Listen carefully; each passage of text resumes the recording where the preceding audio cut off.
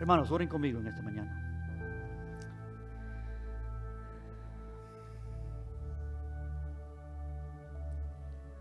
Padre Santo, bendito seas tú, bendito seas, Señor, tú sobre todas las generaciones. Que aquí en nuestra generación, Señor, aquí en nuestra estadía de vida, en nuestro tiempo, Señor, de estar en la tierra, Señor, que tú seas glorificado entre nosotros, que tú seas visto, que tú seas una luz en tinieblas, que nosotros seamos una generación, Señor, que te exalta, te alaba, te sigue por todas tus pisadas, honrando tu nombre, siendo fiel a tu llamado. Gracias, Señor, por el gran renombre tuyo. Tu nombre está por toda la tierra, tu gloria cubre todo, Señor.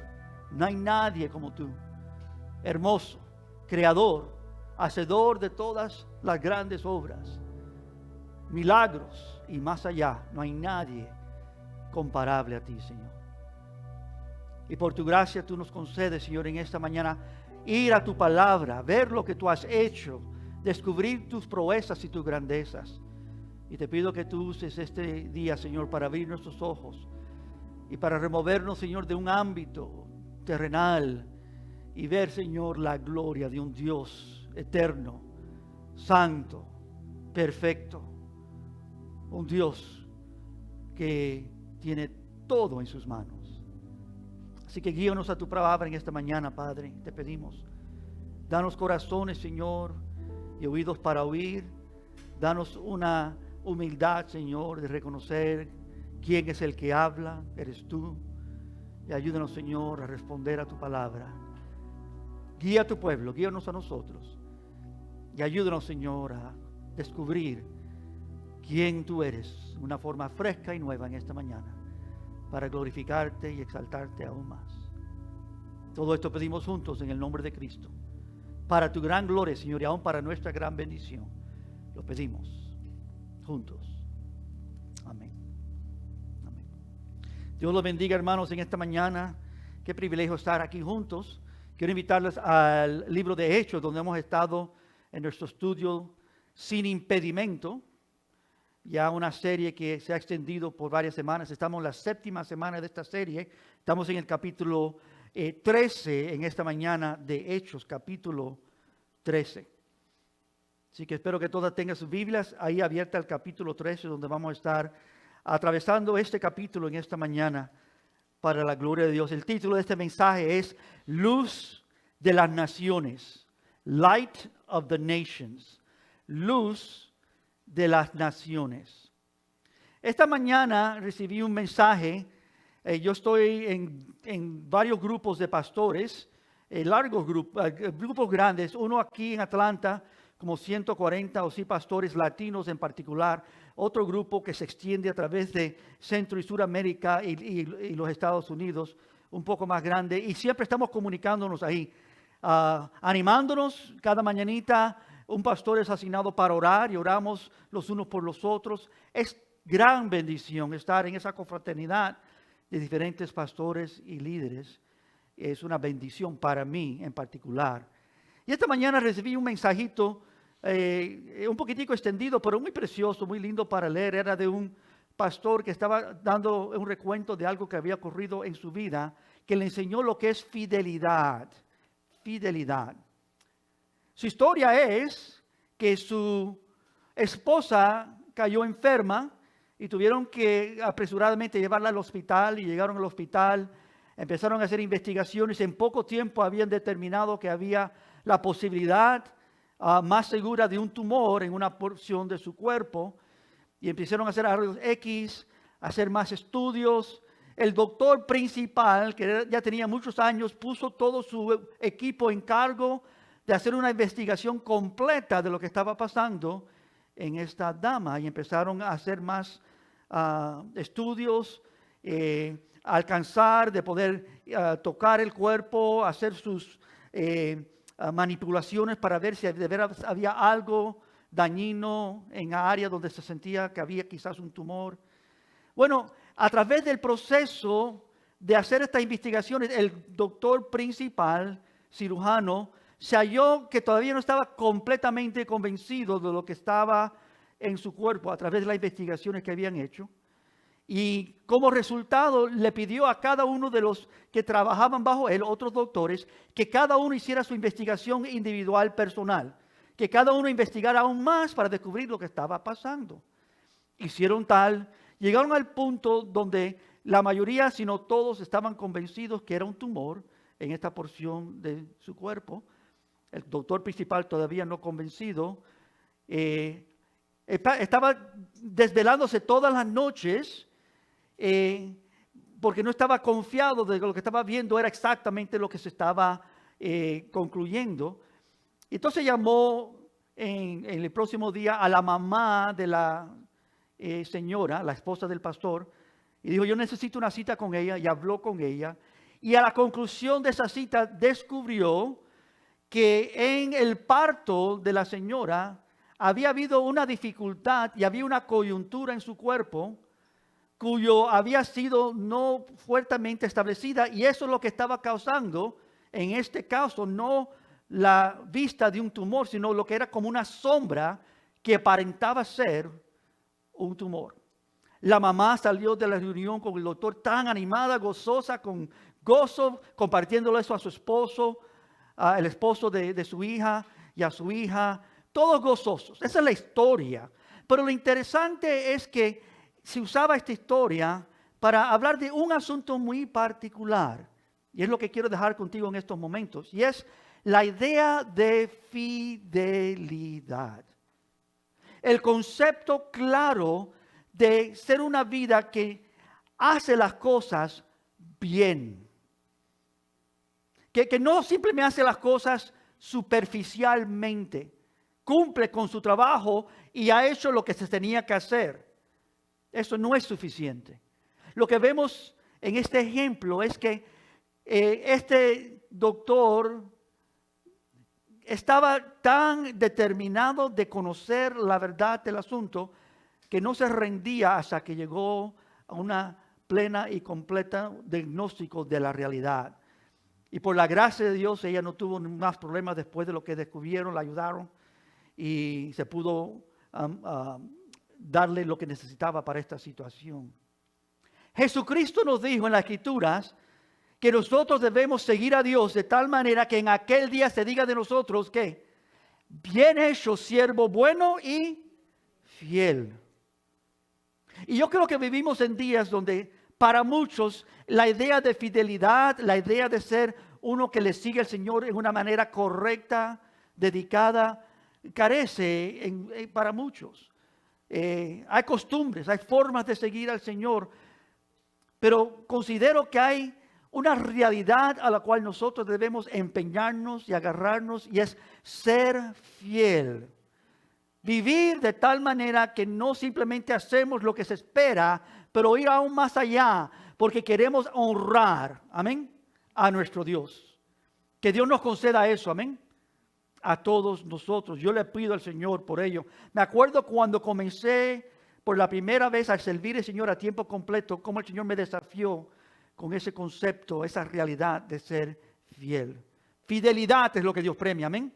No que lo hagamos todo bien, porque podemos hacer errores, pero que seamos fiel a la materia, a lo que nos ha llamado.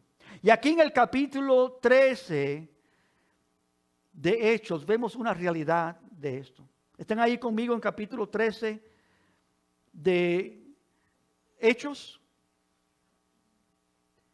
Al acercarnos a este capítulo 13 descubrimos un asunto de gran importancia para todo creyente. Es importantísimo lo que veremos aquí en esta mañana. Hay un relato de dos historias. Una es el cual se enfrenta a oposición de un hombre mago, un hombre que es un falso profeta, y Pablo y Bernabé enfrentan de parte de él oposición. Es la primera historia. La segunda historia nos va a mostrar como este relato de la oposición de parte de los judíos y de los líderes. La primera parte son los primeros 12 versículos. La segunda parte empieza en el capítulo, termina en el capítulo 13, por versículos 42 al 51. Y en el mero centro de todo esto se encuentra una línea breve que tenemos una clara, precisa predicación de Pedro, versículos 16 al 41. Y entonces en la conclusión de ello vemos que hay un hombre que está con ellos, Juan Marcos, un joven que estaba en esta jornada con Pablo y Bernabé, que desiste de su labor y regresa a Jerusalén de donde él venía. Esta es nuestra historia. Una posición interna, una posición externa, y en el medio uno entre el grupo desiste y abandona el labor. Ese es el relato general de este capítulo. Todo este capítulo tiene que ver con batalla espiritual, con algo que está pasando a un nivel más alto de lo que se ve en la superficie. Se centraliza en la guianza de la obra del Espíritu Santo, en contraste a la posición del enemigo contra la obra de Dios. Comienza así. Había entonces en la iglesia que estaba en Antioquía, profetas y maestros. Nos da una lista: Bernabé, Simón, que se llamaba Níger, Lucio de Cirene, Manaén, el que se había criado junto a Herodes el tetrarca, y Saulo, que es Saulo de Tarsos, Pablo. Y dice versículo 12, Hechos 13, mientras estos al Señor, ministrando estos al Señor y ayunando, dijo el Espíritu Santo: apartadme a Bernabé y a Saulo para la obra que yo los he mandado. Entonces, habiendo ayunado y orado, les impusieron las manos y los despidieron. Todo este capítulo comienza con esta dirección del Espíritu Santo, llamando a estos dos hombres, apartándolos para una obra que Él tiene para ellos que hagan. El Espíritu lleva a estos servidores, a Bernabé y a Pablo, y con ellos se acopla también Juan Marcos, al mero centro de una batalla donde la guerra espiritual estaba más caliente y donde se estaba luchando esa guerra. Dice el versículo 4, ellos entonces fueron enviados, ¿por qué? Por el Espíritu Santo. Quiero, hermanos, que frecuentemente fallamos de estar apercibidos y atentos a la lucha que nos rodea. La palabra nos enseña que no batallamos contra carne y sangre, ¿no es cierto?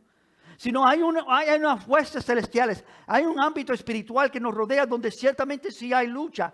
Y creo que fallamos muchas veces de orar por los que están encargados a proclamar el mensaje. Pablo, Bernabé, Juan Pablo. Y también nos va a mostrar este texto que también algunas veces fallamos de orar por los que serán recipientes del mensaje. Porque aquí nos enseña que la batalla también es contra ellos. Dice Hechos 13, versículo 48, terminando diciendo los ordenados para vida eterna. Dios estaba obrando entre ciertas vidas para que conocieran la verdad. Y en ambos casos, la estrategia del enemigo consistía de impedir que el mensaje fuera difundido. La primera estrategia que vemos en nuestro texto iba dirigida contra quienes escuchaban el mensaje. La guerra espiritual muchas veces es contra aquellos para que no oigan. Pero la segunda parte de nuestra historia, la segunda historia, habla de cómo está contra las personas que proclaman el mensaje, esta oposición. La primera se halla oculta, escondida, la segunda muy bien abiertamente. Se ve, ambas centradas en el engaño. El enemigo quiere engañar, amén.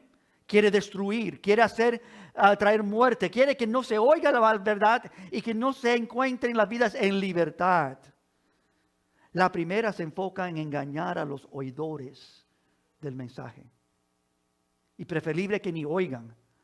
La segunda oposición es descreditar a los proclamadores del mensaje, para que nadie ponga atención a lo que ellos tienen que decir. Y aún en el mero medio, les explico otra vez, de esta lucha vemos como el discípulo joven que los acompañaba se retira a causa de la falta de compromiso, la falta de fidelidad, la falta de valentía. Nos dice, Hechos 13, versículo 13, pero Juan, apartándose de ellos, Juan Marcos, volvió a Jerusalén. ¿Saben quién era Juan Marcos? ¿Se acuerdan de él? Juan Marcos era el primo de Bernabé. Juan Marcos, primo de Bernabé, uno que está aquí, que él acompañaba a Pablo, lo acompañó en este primer viaje misionero y también lo acompañará en uno de sus últimos viajes. Sin embargo, los abandona aquí en la ciudad de Perge, lo que generó una disputa después entre Pablo y Bernabé. Y a pesar de esto, Pablo más tarde lo va a considerar útil para el ministerio. Mira lo que dice Hechos 15. Cuando tienen, en capítulos adelante, cuando tienen esta disputa, dice Pablo describiendo cómo él pensaba de esto, dice, pero a Pablo no le parecía bien llevar consigo al que se había apartado de ellos desde Panfilia y no había ido con ellos a la obra. El problema que tenía Pablo con lo que había ocurrido en este capítulo que estamos viendo en esta mañana, en el centro de este capítulo, no fue que Juan Marcos no podía o que no quería, es que él no tuvo la valentía de mantenerse en la obra. Permitió que sus sentimientos, sus deseos, sus temores, cualquier otra cosa lo hiciera regresar a su tierra. Tú sabes que podemos confesar todos, hermanos, que todos hemos sido débiles en algún momento. Todos hemos sido cobardes en algún momento. ¿Sabes que una de las cosas lindas que podemos hacer en la iglesia es que podemos admitir la realidad? Somos pecadores. Somos débiles, pero tenemos un Dios fuerte. ¿Amén? Aunque nosotros no seamos fieles, Él sigue siendo fiel. Amén. Aunque nosotros seamos débiles, Él es fuerte aun cuando nosotros somos débiles. La grandeza de ser hijos e hijas de Dios es que nosotros podemos confiar y defender de Él. Pero lo que vemos en nuestro texto es que después del primer evento, Juan Marcos no puede persistir en la obra. Es cierto, hermanos, que la posición demoníaca había sido muy fuerte en esta primera instancia, que la vamos a leer ahora. Y es posible que el joven Juan Marcos se hubiera desanimado fuertemente. Y por la dureza de lo que había visto en el camino, decidió volver a su hogar. Así que observemos con mayor enfoque ahora este capítulo y esta estrategia del enemigo y cómo Dios lo trae a nada. Y quiero que aprendamos, hermanos, la lección que todo creyente debe tomar seriamente en seguir su Salvador. Lo primero que quiero que entendamos aquí es la afronta oculta de un mago llamado Elimas, también sobrenombre Bar Jesús. La afronta oculta. Cuando hablamos de la idea de afronta es de que hay un ataque frontal, ¿no? Aquí tenemos un esquema oculto, en cierto sentido, buscando lograr que no se oiga la palabra de Dios. Versículo 4, y leo en adelante. Y habiendo atravesado toda la isla hasta Pafos, hallaron a cierto mago, falso profeta, judío llamado Bar Jesús, que estaba con el procónsul Sergio Paulo, varón prudente. Este mago, este falso profeta, llamando a Bernabé, este procónsul, llamando a Bernabé y a Saulo, deseaba oír la palabra de Dios. Noten eso, subráyalo en tu Biblia.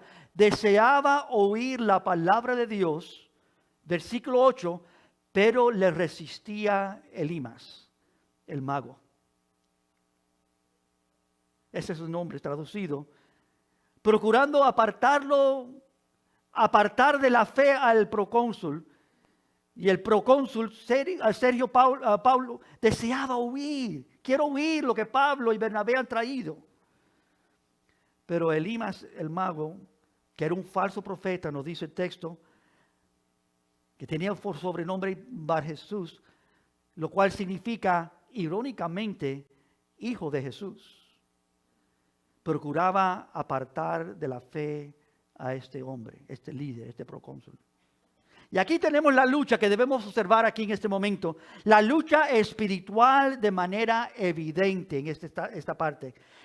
Está utilizando el engaño del enemigo, usando a este hombre que es un profeta falso, que intenta evadir que Sergio Paulo, este hombre, este procónsul, oiga y reciba la palabra de Dios.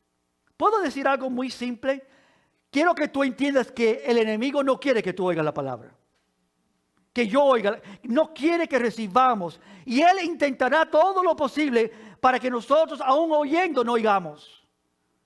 Que aún teniendo toda la oportunidad de tener la palabra de Dios, no la abramos, no la busquemos. Hallará todo lo que pueda hacer. Hay una guerra real espiritual y el texto nos revela esta realidad. Pablo lo nombra de esta manera. Miren versículos 9 y 10. Entonces Pablo, que también es Pablo, lleno del Espíritu Santo, noten cómo está guiado por el Espíritu Santo y nos lo va a decir repetidamente, fijando en él los ojos, le dijo, oh, lleno de todo engaño. Versículo 10. Hablando a este hombre, Bar Jesús, este mago, lleno de todo engaño, lleno de toda maldad, hijo del diablo, enemigo de toda justicia. ¿No cesarás de trastornar el camino recto del Señor? Bueno, yo me acuerdo en las Escrituras cuando Jesús fue fuerte con algunos de los fariseos, ¿no? Sepulcros blanqueados, ¿no? Son como víboras, ¿no? Son de su padre el diablo, de Satanás. Se hacen pasar como santos. Haz como ellos dicen, pero no como ellos hacen. Y aquí tenemos a alguien en contra de lo que Dios quiere que se haga, que es que se oiga la palabra de Dios. Él ha puesto a través del Espíritu Santo que este hombre esté interesado en oír la palabra de Dios por este enemigo, este falso profeta, este engañador, este que hace toda maldad, lleno de todo engaño, lleno de toda maldad, hijo del diablo, enemigo de toda justicia. Increíbles palabras fuertes. Y vemos la evidente mano del enemigo en contra de la obra del Espíritu, trayendo a este procónsul a Dios, queriendo que él oiga. Pablo lo describe con gran precisión. Aún lo llama hijo del diablo. Me imagino, irónicamente, su nombre siendo Bar Jesús, hijo de Jesús, pero llamándolo no eres hijo de Jesús. No, eso no es así, eres del diablo. Tú vienes del diablo. O sea que son palabras fuertes. No sé si tú has usado esa palabra con alguien en algún momento. Yo me cuido mucho también.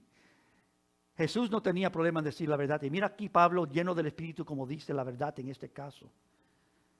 Versículo 11. Ahora pues, he aquí la mano del Señor está contra ti y serás ciego y no verás el sol por algún tiempo. E inmediatamente cayó sobre él la oscuridad y tinieblas y andando alrededor buscaba quien lo condujese de la mano. Amados, quiero decirte, no nos sorprendamos que Dios le había entregado a sus servidores herramientas para no solo defender la fe, pero para también traer abajo a los enemigos de la fe, los enemigos de Dios. Aún Jesús dice esto en Juan 14, de cierto os digo, que el que cree en mí, las obras que yo hago, él las hará también. Y aún mayores hará, porque yo voy al Padre.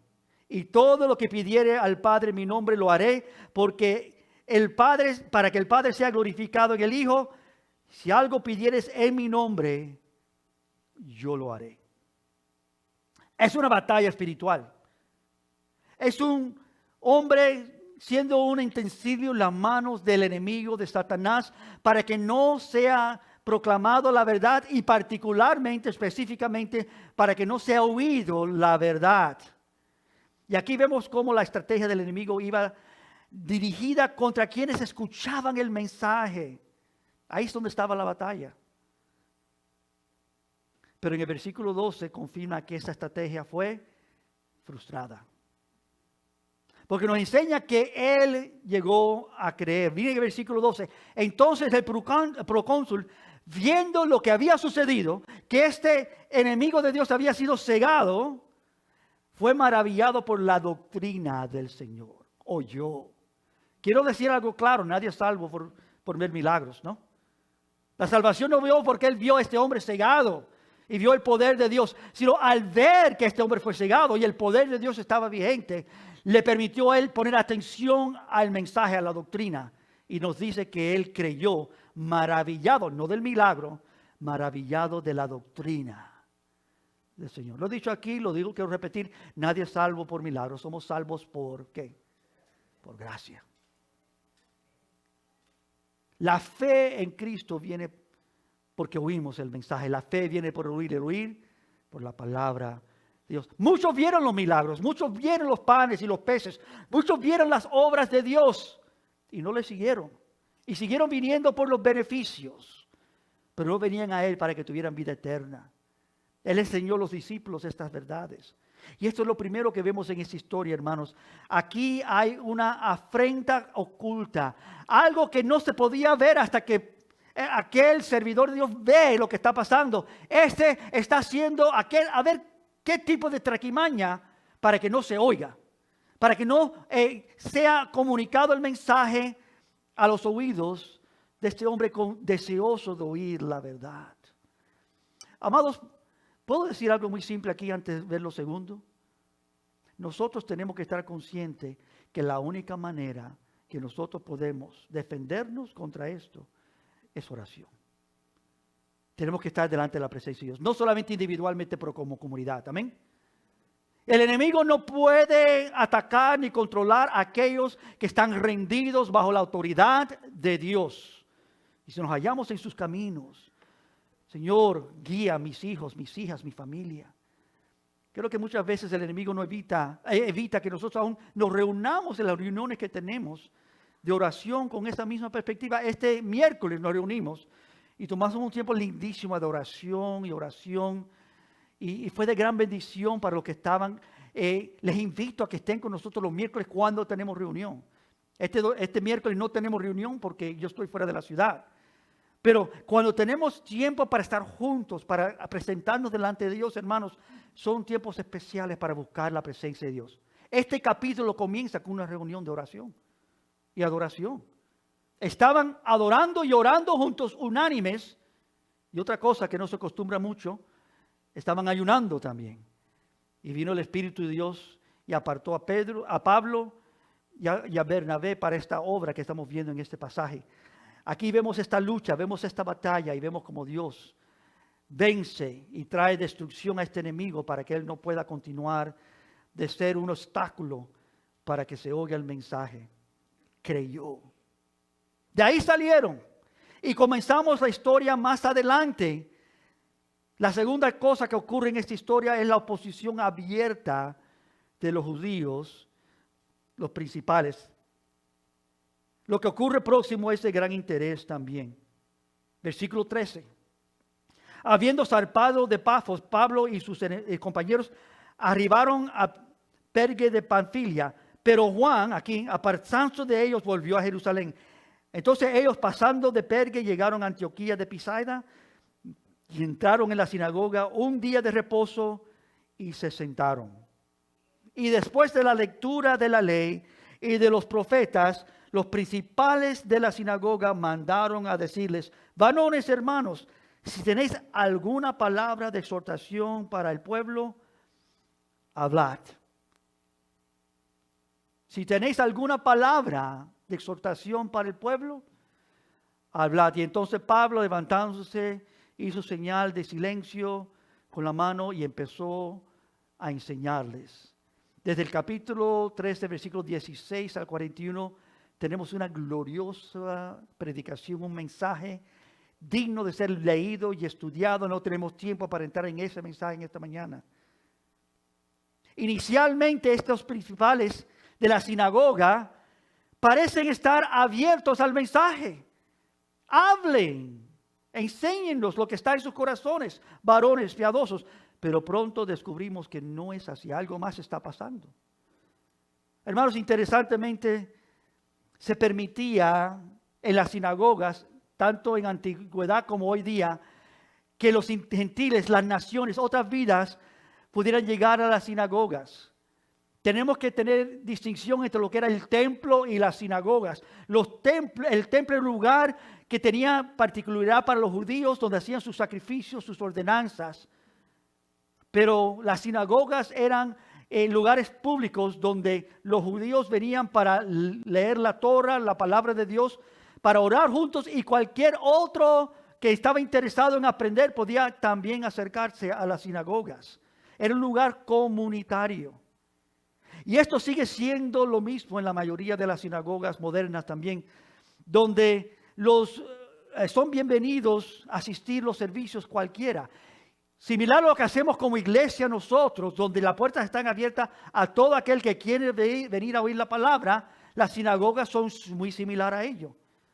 Pero es importante distinguir entre la sinagoga y el templo. Mientras que solo los gentiles podían estar en los atrios externos, en las sinagogas podían estar más en la comunidad entre los judíos. Y estaban más abiertos las sinagogas.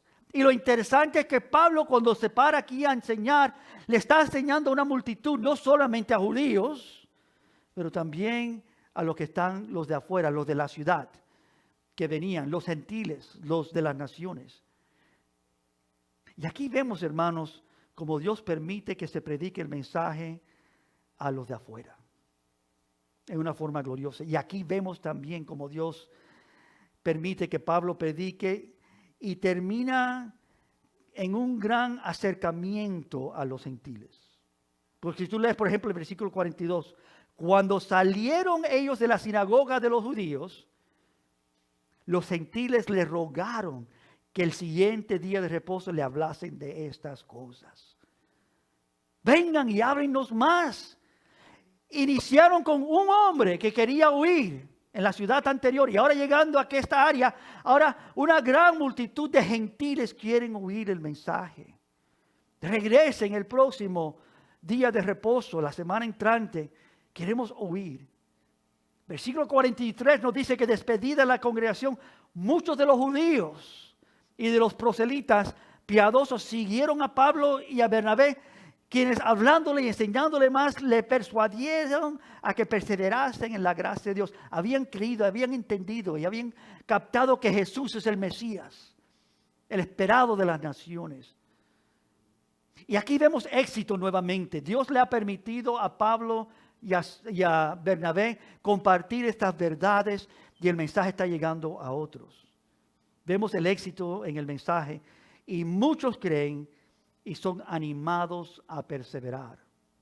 Pero cuando viene el siguiente día de reposo, enfrentan oposición. Miren el versículo 44 ahora conmigo. El siguiente día de reposo se juntó casi toda la ciudad para oír la palabra de Dios.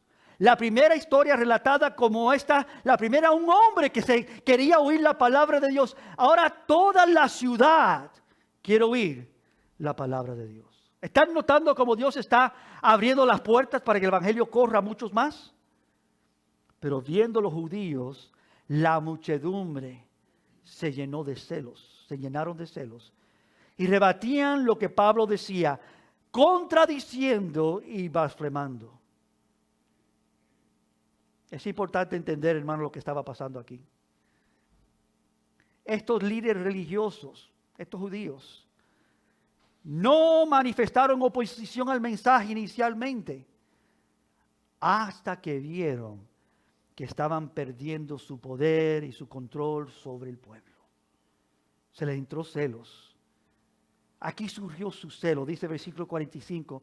Viendo los judíos la muchedumbre que les seguía, se llenaron de celos. Notan cómo la oposición ahora viene de una manera también abiertamente. Ahora se van a parar contra Bernabé y contra Pablo para que no hagan esto. Empiezan a contradecirles, empiezan a decir que ellos están hablando falsedades, que están blasfemando contra Dios. Y tenemos que entender que sus corazones estaban en oposición al mensaje. Aunque habían inicialmente manifestado aprobación, háblenos, queremos oír de ustedes. Y le dieron a Pablo y Bernabé la oportunidad de compartir el mensaje. Al ver cómo el mensaje los destronaba a ellos de su posición y de su control, revelaron sus corazones y abiertamente comenzaron a intentar de descreditarlos. Aquí tenemos la segunda manera en la cual el enemigo trata de atacar el evangelio, hermanos, descreditando a los que predican y enseñan y promueven el evangelio. Si no es que puede evitar que oigan, entonces va a tratar que los que predican no prediquen. De un lado o de otro, el enemigo aquí vemos su estrategia, su forma de tratar de traer destrucción a esto. En algunos casos, hermanos, puede ser que el enemigo tienta a los líderes para que caigan, para que sean removidos. No lo que está pasando aquí. No es posible porque están siendo guiados por el Espíritu. Pero cuando esto no funciona, entonces busca descreditar a aquellos que son fieles a la palabra delante de los ojos del pueblo para que no oigan, para que no pongan atención. Falsedades contra Pablo y Bernabé. Y tenemos que cuidarnos de esto, hermanos. Nosotros como iglesia individualmente tenemos que cuidarnos también. Por ejemplo, 1 Timoteo 5:19 dice: contra un anciano no admitas acusaciones sino de 2 o 3 testigos. La idea aquí es que tengamos cuidado de aquellos que están funcionando, y no estoy hablando solamente de pastores, cualquiera que está sirviendo, honrando a Dios en cualquier manera, que tengamos cuidado que el enemigo nos use para nosotros ser aquellos que acusamos. Hacen esto, no hacen hecho bien, o hablan de una manera que no me gustó, y empiezan a hacer críticas, empiezan a hacer instrumentos para que no se haga lo que Dios quiere que se haga. Y la Biblia enseña y desaconseja aceptar acusaciones contra un líder, a menos que esté respaldado de 2 o 3 testigos. Y así debe de ser en todo caso. Este principio busca prevenir acusaciones falsas, sino que haya evidencias. Evita calumnias. Asegura que las acusaciones, si hay algo indebido, que sea formal y sea correcto. No se preocupen, no estamos hablando de nada que ha ocurrido aquí. Estamos hablando de una realidad que tenemos que nosotros estar conscientes, hermanos. El enemigo quiere destruir, amén. Quiere usar cualquier pensamiento, acción o palabra para evitar que Dios haga su obra. Y es lo que estamos viendo en este pasaje. Un intento horrendo de descreditar a los servidores de Dios. Pero qué lindo que no es permitido. Dios, por su fidelidad, porque estos hombres son guiados por el Espíritu. Vemos en el versículo 46, entonces Pablo y Bernabé, hablando con denuedo, dijeron: a vosotros a la verdad era necesario, hablando de los judíos, que se hablase primero la palabra de Dios. Mas puesto que la han desechado y nos ha juzgado, no nos ha juzgado y no os juzgáis dignos de la vida eterna, he aquí, ahora nos volvemos a las naciones, a los gentiles, porque así nos mandó el Señor. Lo que está ocurriendo aquí es que Dios ha usado esto para el gran obra suya. Si tú conoces como Pablo predicaba acerca del Evangelio, dice que no me avergüenzo del Evangelio porque es el poder de Dios para todo aquel que cree, primeramente al judío y después al gentil. El Evangelio era primeramente predicado a aquellos que eran de la nación de Israel, del pueblo de Dios, pero cuando era rechazado por ellos, entonces ahora se lo llevaban a los gentiles. Ellos no lo recibieron, no lo aceptaban. Entre ellos había estas calumnias, estas falsedades, estos engaños, en el intento de tratar de en alguna manera descreditar a aquellos obreros Pablo y Bernabé. Pero cuando vieron que ellos no querían recibir, lo que hicieron es tornaron ahora que el mensaje llegara a los gentiles. Es el centro de lo que ellos habían entendido, lo que le había hecho claro el Espíritu, porque así nos ha mandado el Señor. Miren lo que dice ahí el próximo versículo, la parte última del versículo 47.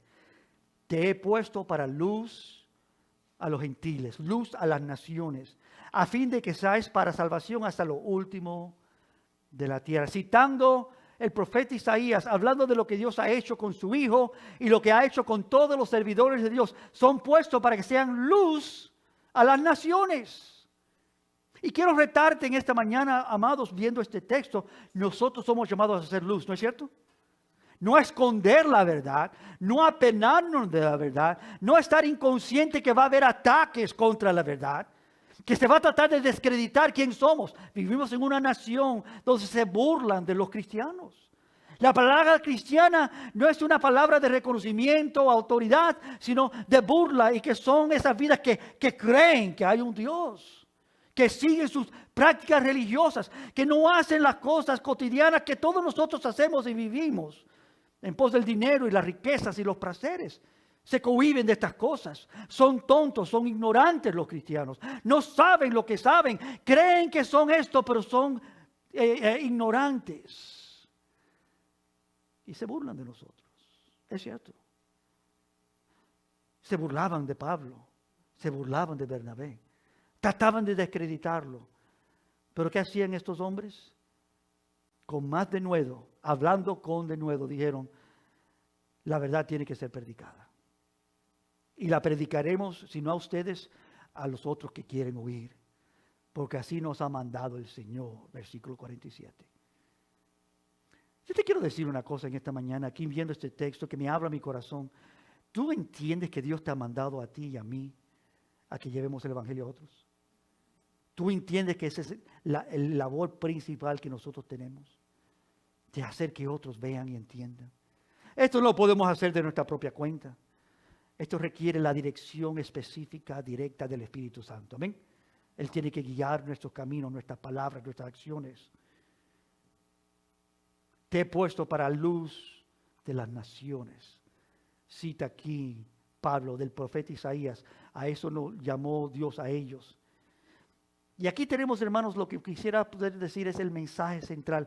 Ellos habían sido llamados, puestos para luz de los gentiles, luz de las naciones.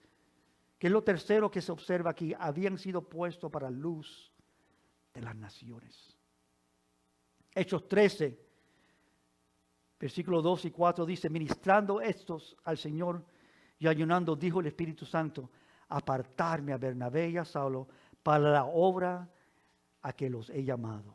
Y entonces, enviados por el Espíritu Santo, descendieron a Seleucia y de allí navegaron a Chipre y de ahí en adelante.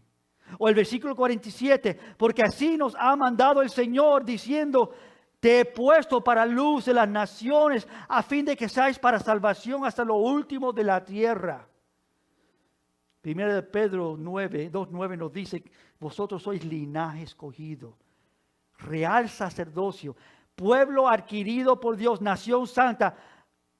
¿Para qué? Para que anunciáis las virtudes de aquel que os llamó de las tinieblas a su luz admirable. Si hay una aplicación a este texto que vemos en esta mañana, estamos hablando de los de que sean liberados. Que el mensaje es que venga libertad a otros. El mensaje es que salgan de las tinieblas a la luz. Que nosotros que hemos conocido la verdad y hemos sido liberados, seamos instrumentos útiles en la mano de Dios para que otros también sean liberados. Quizás la pregunta grande es, ¿estás tú libre en esta mañana? Que esa es una pregunta vigente. Tú te encuentras que tú has determinado seguir a Cristo y nada te va a evitar en este camino. Te puedes identificar como con un Pablo o con un Bernabé, o, como nos enseña nuestro texto, quizás te puedes identificar con uno tal llamado Juan Marcos, que en medio de la dificultad de la obra desistió, sea por juventud, sea por otras razones.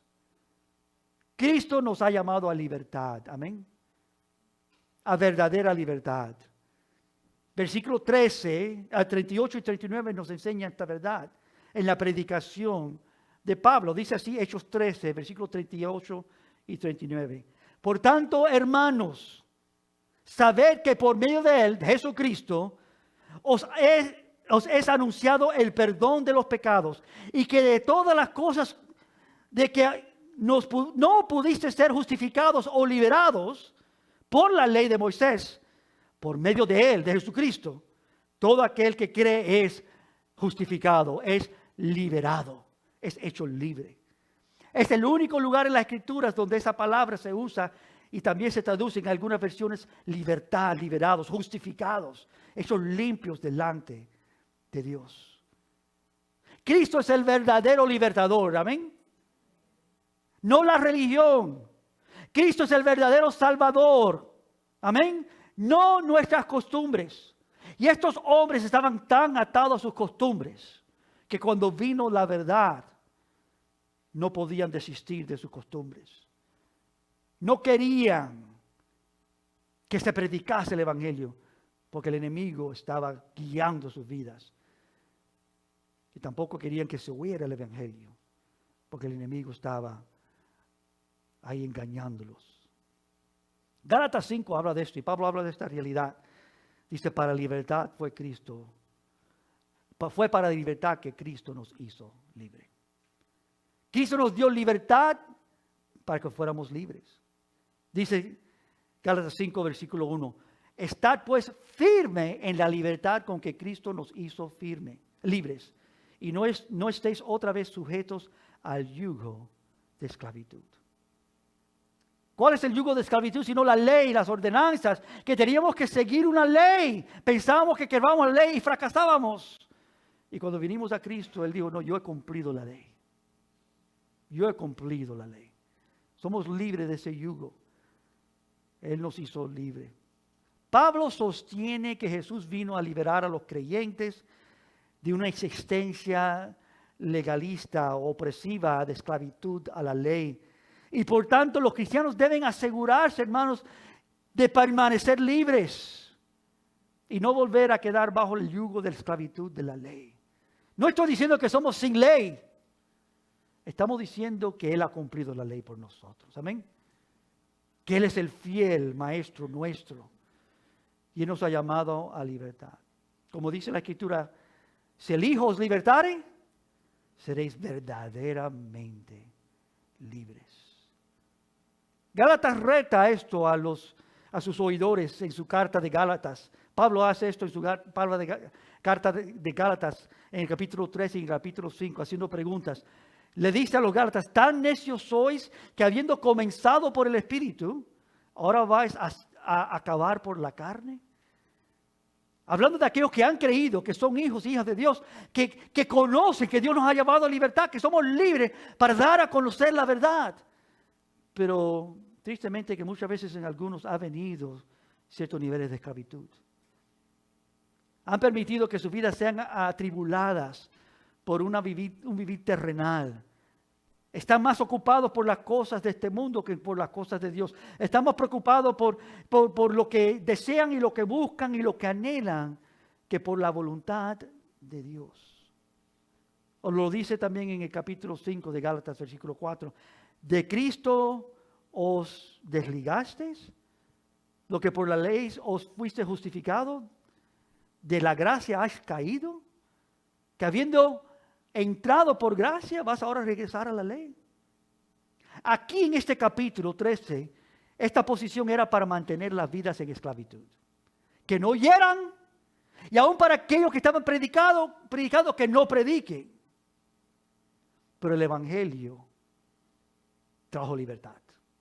El mensaje del Evangelio liberta y trae verdadera libertad. Y Cristo vino para traer luz a las naciones.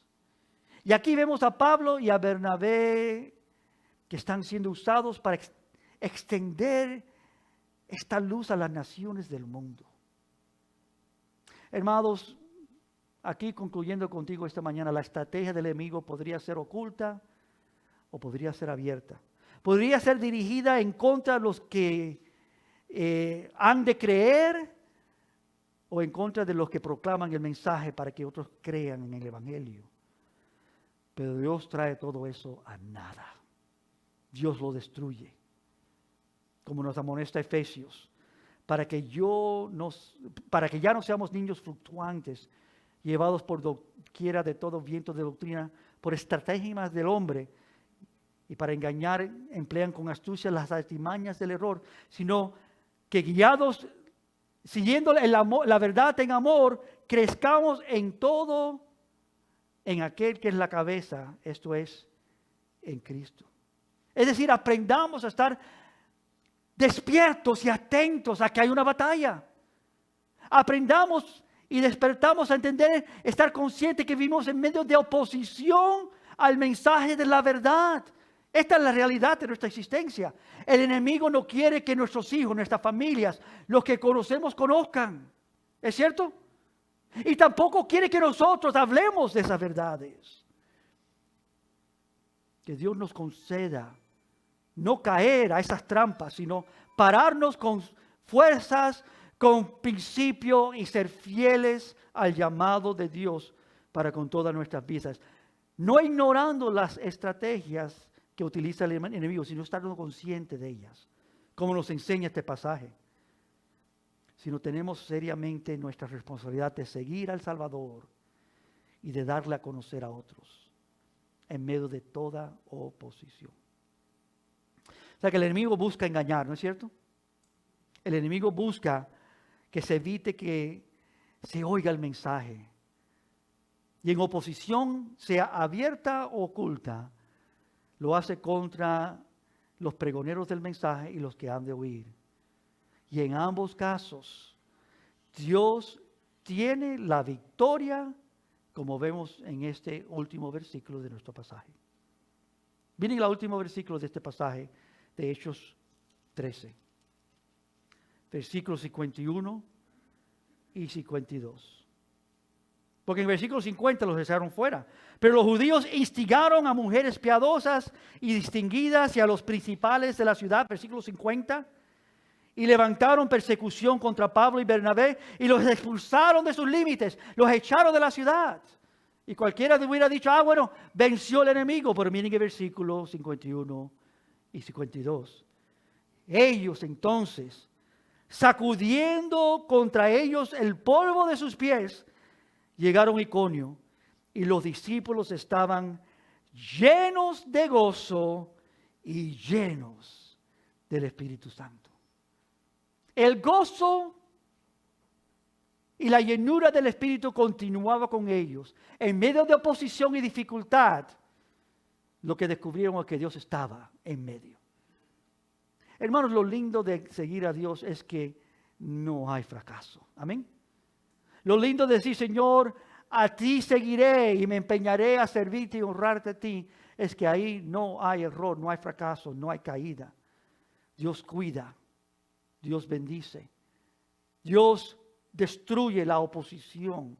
Y lo único que requiere de nosotros es que seamos valientes y fuertes y no desistamos de la obra, sino que nos empeñemos cuando viene mayor oposición, que nos empeñemos a trabajar aún más fuertemente. Este es el mensaje del capítulo 13. Esta es la historia de la iglesia. Es aquí donde llegan ellos a ver la victoria. Y como ese doctor fiel del cual les hablaba esta mañana al inicio de este mensaje, no se venció en simplemente ver las evidencias aparentes que había un problema, sino se dedicó a conocer la verdad. Y vemos cómo llegaron a ver que fidelidad es lo que Dios premia. Este doctor vino a ser muy conocido por muchos otros y fue a ser muy exitoso, pero simplemente por una razón, por su fidelidad. Y lo que Dios no está buscando entre nosotros es fama, pero fidelidad, ¿me entiendes? No es que nosotros nos vean a nosotros, miren lo que hicieron allá en Monte de Sión. No, Dios premia a fidelidad. Como dice las Escrituras, como nos enseñó nuestro gran Salvador, que cuando llegue ese día, que se diga de nosotros, bien hecho, siervo bueno y fiel. Entra en el gozo de tu Señor. En lo poco fuiste fiel, en lo mucho te pondré. Luz a las naciones. luz a las naciones. Es el mensaje central de este capítulo. Y para eso se requiere fidelidad. Quiero orar contigo en esta mañana. Pueden ponerse de pie conmigo para venir delante del Señor y entregar nuestras vidas de una forma simple.